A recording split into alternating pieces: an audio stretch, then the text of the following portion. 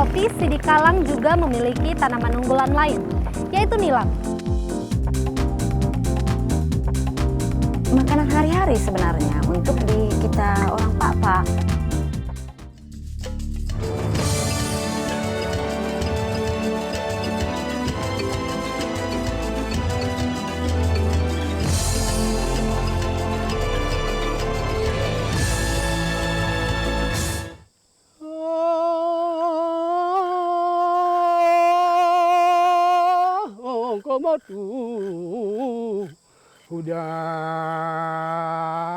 Hudanang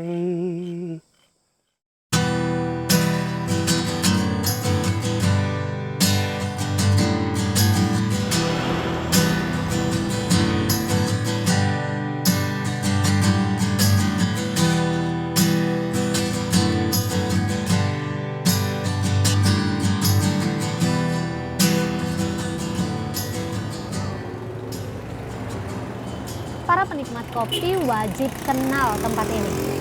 Karena kopi dari sini tidak hanya bersaing di Indonesia, tapi juga dunia. Kopi telah menjadi nafas dan irama kehidupan di tempat ini. Selamat datang di Tanah Sulang Silima, Sidikalang.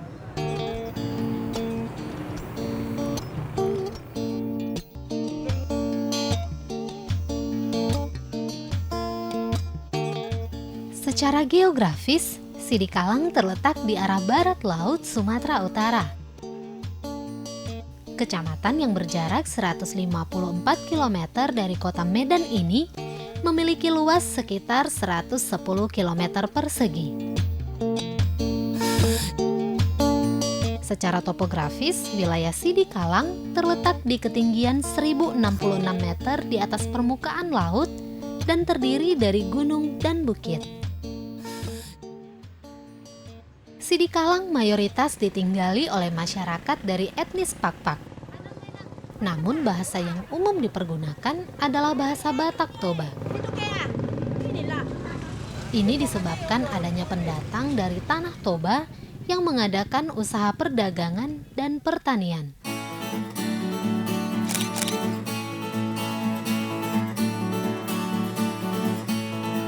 Kecamatan ini juga dikenal sebagai tanah kelahiran Liberty Manik, yaitu pencipta lagu Satu Nusa Satu Bangsa, dan TB Simatupang, seorang jenderal pejuang kemerdekaan Republik Indonesia.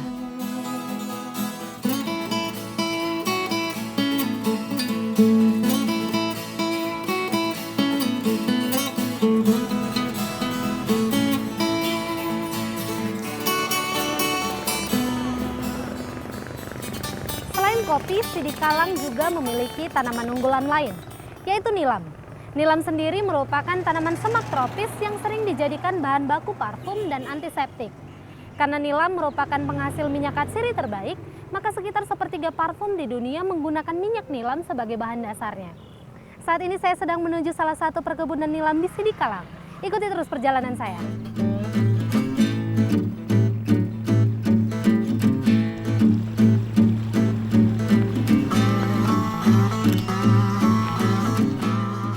Perkebunan nilam yang saya tuju berada di Desa Bongkaras.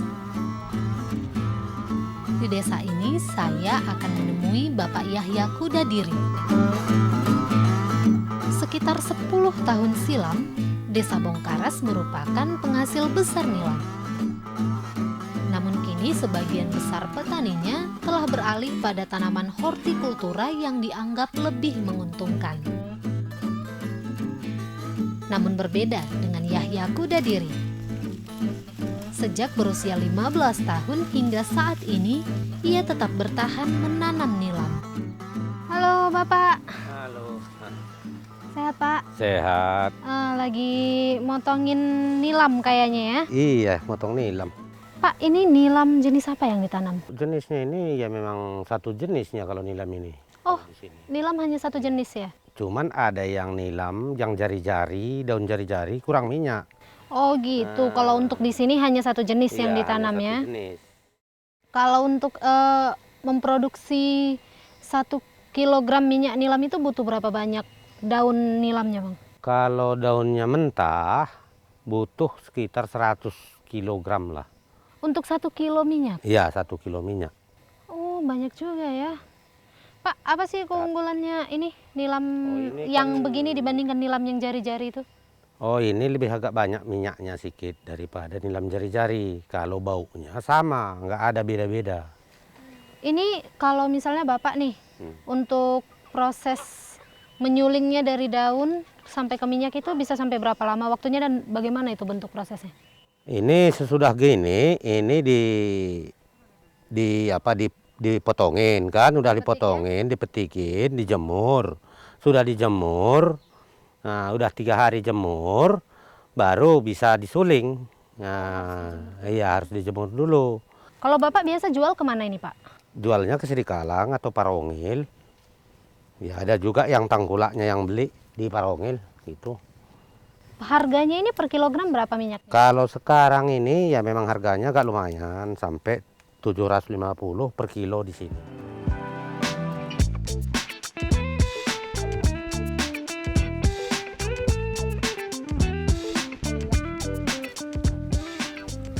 Di beberapa daerah, tanaman nilam seringkali dianggap sebagai hama karena bentuknya yang memang seperti semak dan memang jenisnya yang berasal dari semak perdu.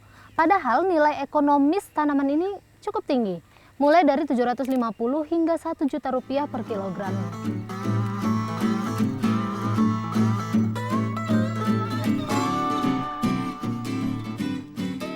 Setelah dari kebun, Pak Yahya menawari saya untuk melihat proses penyulingan minyak nilam. Di Desa Bongkaras, tempat penyulingan nilam terhitung sangat jarang. Bahkan bisa dikatakan, tempat ini merupakan satu-satunya tempat penyulingan minyak nilam yang masih beroperasi. Oh, jadi semua proses penyulingannya di sini ya Pak? Masih tradisional semua ya? Iya, tradisional ini semua. Belum ada yang baru. Termasuk dari dulu-dulunya udah begini. Dalam satu hari bisa menyuling berapa kilogram minyak Pak? Ya kalau begini sulingannya bisa dapatkan satu hari itu bisa 4 kilo. 4 kilo minyak lah satu hari. Nanti minyaknya keluar di mana ini Pak? Keluarnya ke sana. Ini kan disambung nanti. Kita tunggu dulu, masuk dulu ini. Oh dari sini ya? Iya, masuk nanti ini ke sini. Baru sambung dengan ini, dengan pipa namanya. Oh jadi harus diawasi terus ya Pak ya? Diawasi, nggak bisa ditinggal-tinggalkan. Berapa jam ini Pak proses penyulingan? Proses penyulingan sekitar 4 jam ke 5 jam gitulah.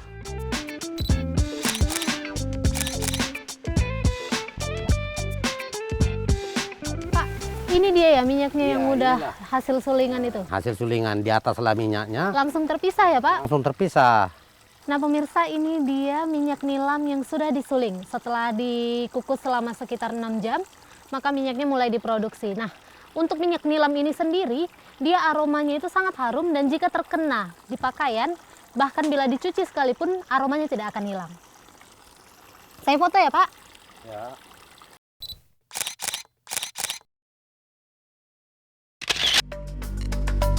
Puas belajar tentang nilam, saya pun melanjutkan perjalanan. Kemenyan atau Citrax benzoin merupakan salah satu komoditi yang mengharumkan Sumatera Utara. Sidikalang sendiri merupakan salah satu penghasil komoditi ini. Nah, di balik kemenyan Sidikalang ada sebuah cerita unik dan tradisi yang indah. Odong-odong, sebuah nyanyian rindu yang kerap dilantunkan oleh para penyadap kemenyan di ketinggian pepohonan.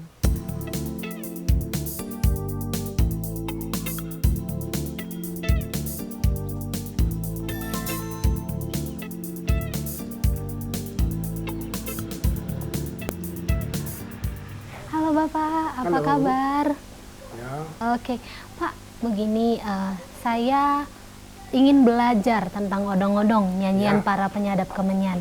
ya. Saya lihat juga Bapak udah siap-siap nih mau berangkat menyadap kemenyan sambil ini. Boleh nggak saya lihat Bapak menyadap kemenyan sambil kita belajar odong-odong? Boleh, Nah, kalau gitu kita bisa berangkat sekarang Bapak? bisa. Oke, mari yuk Pak. Yuk, Yuk. boleh dibawa Pak.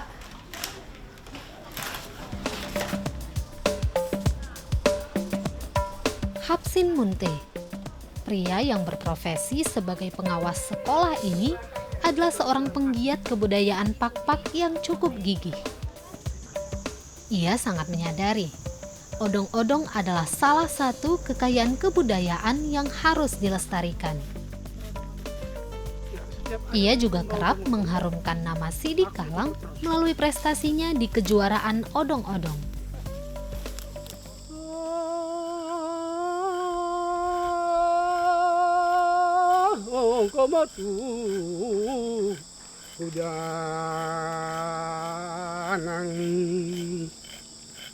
Odong odong odong odong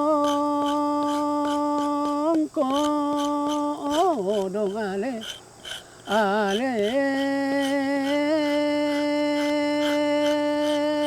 motu udah nang daging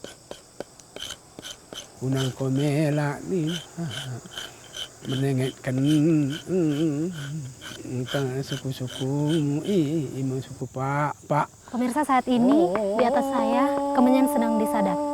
Nah, ketika penyadapan kemenyan ini, maka akan dilantunkan odong-odong, sebuah lagu rindu para penyadap kemenyan kepada keluarga ataupun kepada makanan kesukaan mereka. Apapun yang dirasakan di dalam hati akan diungkapkan di dalam odong-odong.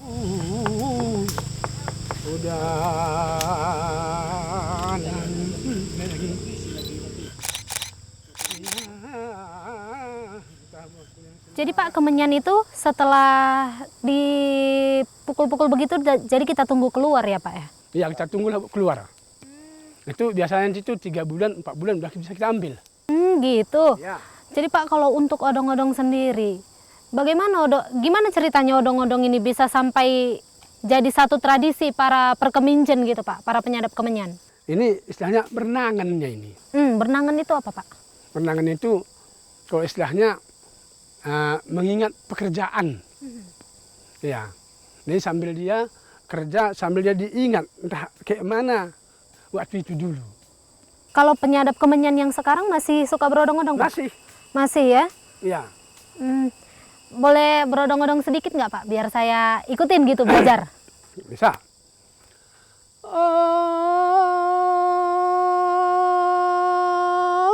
Koturang impal kunina bagi ang ledaging tah idi kena ko sendah aku ngulau semerkemen dan mirambah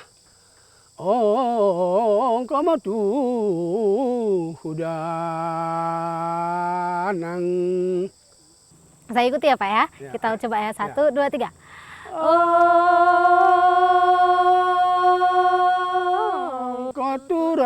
Koturang impalku Enmaku gitu. Ya. Oke. Nah, jadi Pak, kalau untuk odong-odong ini sendiri, Ya. seberapa besar pengaruh perasaan terhadap lirik odong-odong ini Pak? Ini Bu, kalau kita bawa ini di dua, ini melihatnya. Kalau odong-odong berkemeja itu Bu mau nangis. Oh, bisa sampai nangis ya? Ya, karena teringat dia mengenai kesusahan orang tuanya dari dulu. Odong-odong itu memang sungguh-sungguh sebuah curahan hati ya Pak, Iya, sambil curahan hati. sambil memanjat, Iya, sambil menyadap, Iya, sambil- diungkapkanlah iya, seluruh sambil diungkapkan, perasaannya. iya, hatinya ya. Ya. Oke. Nah Pak, kalau begitu saya rasa kita udah bisa bergerak dari sini ya. Ya. Oke. Mari Pak, kita jalan. Ya.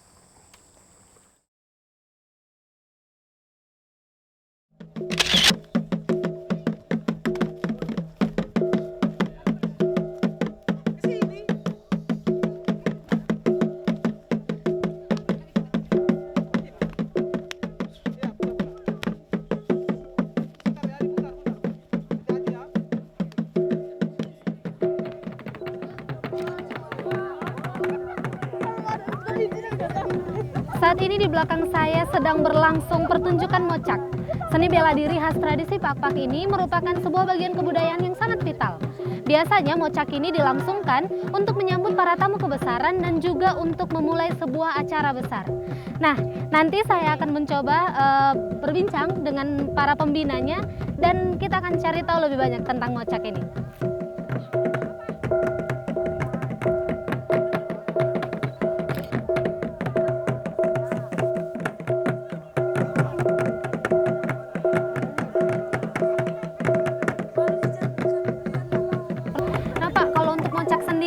bagaimana asal-usulnya, Pak? Asal-usulnya dulu datang nenek moyang kita dari sana. Jadi pada orang-orang tua dulu berburu. Jadi itu saya tamat dia untuk bela diri ini. Itu bisa harimau itu dipanggil. Bisa. Jadi harimau inilah sebagai sebuah guru yang paling terapa dia kepada masyarakat Papak di sini. Jadi itu ini diajarkan lah ini. Di mana-mana ada diajarkan gelang-gelang di hutan-hutan itu dulu. Tidak boleh terbuka begini, tidak terbuka. Oh, jadinya berarti dulu itu harimau sebagai gurunya ya, Pak ya? Iya. Wah, luar biasa ya, Pak. Iya. Nah, Pak, kalau untuk mocak ini sendiri, apa bedanya dengan seni bela diri yang lain? Kalau mocak ini tidak bisa dipertandingkan. Karena begini, kalau mocak ini kalau sudah memberi pasti mati. Wah, sampai seperti itu ya, Pak? Iya. Kalau mocak, sambut namanya, sambut. Jadi Pak, kalau misalnya begitu berbahaya, apa bisa sampai terjadi pembunuhan? Apa tidak berbahaya mengajarkan anak-anak sekarang untuk mocak ini, ataukah sudah ada yang dirubah begitu, Pak? Oh, dulu begini, ada perubahan. Dulu kalau sudah mulai belajar tampak, belajar tatak mocak ini ada garis ini dibikin 4 segi. Jadi di sini disuan selenjuhang, sana pun sana. Jadi telur dibikin di tengah. Jadi ada minyak gelanggang. Itu daripada kelapa hijau. Jadi melanggang itu asal mau latihan, ini dimasukkan semua sama apa. Itulah maka berkelahi pun macam mana nggak bisa, nggak apa-apa. Nah itu. Nah, kalau untuk tampak ini sendiri Pak, Tatak Mocak Papak, ini organisasi yang Bapak pimpin, udah sejauh apa ini kemajuannya, Pak? Kemajuan daripada Tatak Mocak Papak ini, kami bersyukur kepada pemerintah.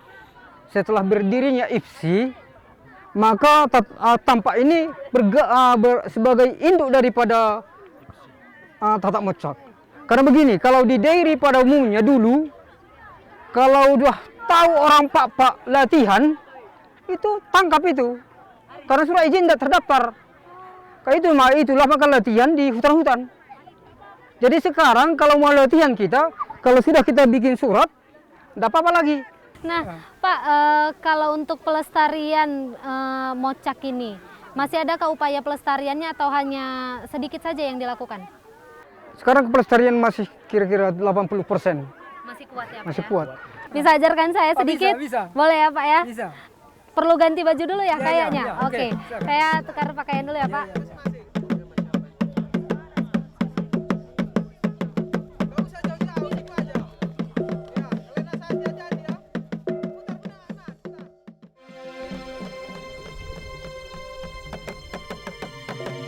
Mocak Pakpak adalah bela diri yang diiringi irama seni. Setiap gerak diperhitungkan sebagai falsafah hidup masyarakat Pakpak.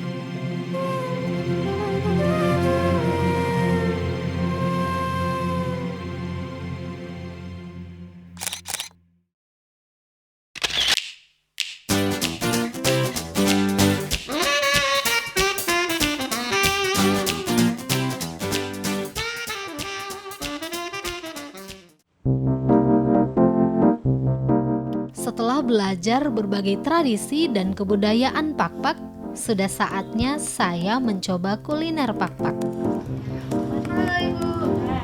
Karena saya juga ingin belajar cara membuat kuliner khas Pakpak, maka saya membuat janji dengan Ibu Siswati Solin. Wanita yang bekerja di Disparpora Dairy ini sudah bersedia mengajari saya memasak ginaru roroh, salah satu makanan tradisi Pakpak. Nah Ibu, ini saya sedang berkunjung ke Sidikalang. Pengen nyobain kuliner Sidikalang. Ada yang saya dengar cukup terkenal, ginaru roroh. Ini masakan seperti apa, Bu? Oh ya, ginaru roroh ini merupakan makanan tradisional khas Pakpak yang bahan-bahannya terdiri khasnya itu pakai menir. Menir itu pucuk-pucuk beras. Oh gitu. Iya, bukan karena kita pecahkan berasnya. Oke, kalau gitu boleh kita coba masak sekarang? Mari. Oke, mari yuk.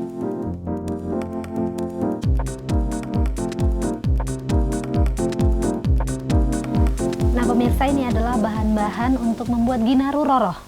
Ada pete, bayam, tapi kita khusus menggunakan bayam kampung. Lalu ada leuh atau daun meranti, pucuk labu, kemangi, jamur, lalu ada beberapa bahan-bahan dapur biasa, dan yang khusus ada bawang batak. Dan ini dia menir yang akan kita gunakan.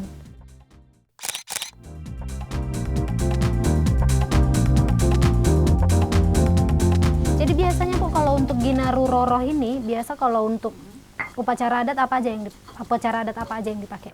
Sebenarnya bukan untuk keperluan upacara adat ya kalau ini, tapi ini jadi makanan khusus khas tradisi. Mungkin karena dan ini makanan hari-hari sebenarnya untuk di kita orang Pak. Kalau mungkin bagi orang yang sakit ya, kadang kan kita itu tidak begitu selera untuk makan. Jadi dengan adanya bubur ini tadi, kan ada kandungan berasnya juga sudah ada, ditambah dengan sayur-sayur, jadi tetap bisa memulihkan tenaga. Kalau misalnya ini manfaatnya secara kesehatan yang terasa nyata itu apa, Bu? Mungkin karena dia dari mengandung bahan sayur-sayurannya, kan kita tahu semua manfaat sayuran itu kan, semuanya berguna. Bayam zat besinya juga tinggi, pucuk labu seperti itu, juga daun meranti bisa menetralkan darah. Oh gitu? Iya, ini pucuk meranti kan menetralkan darah dia kan. Dan juga kemangi, yang kita tahu kemangi itu kan sangat banyak manfaatnya untuk mengatasi batuk. Sangat bagus untuk mencegah diabetes juga, kemangi itu mencegah stroke, dan juga katanya diyakini bisa untuk kaum wanita bisa memperlancar produksi ASI dan juga memperlambat menopause. Oh gitu. Iya. Jadi sebenarnya ginaru roroh ini kalau dikonsumsi secara rutin, manfaatnya terhadap kesehatan sangat besar. Sangat bermanfaat untuk semua usia.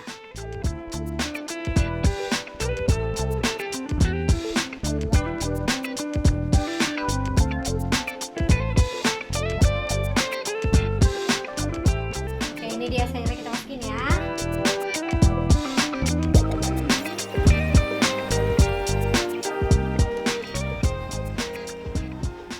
Udah selesai pemirsa. Tadi kita bikinnya juga sebentar aja, nggak lama dan gampang juga bikinnya. Sekarang saya mau coba. Kita coba dulu. Panas. Sayurnya sangat terasa. Kemanginya juga aromanya terasa di mulut. Ini saya rasa sangat bermanfaat buat kesehatan dan juga sangat enak. Boleh dicoba di rumah.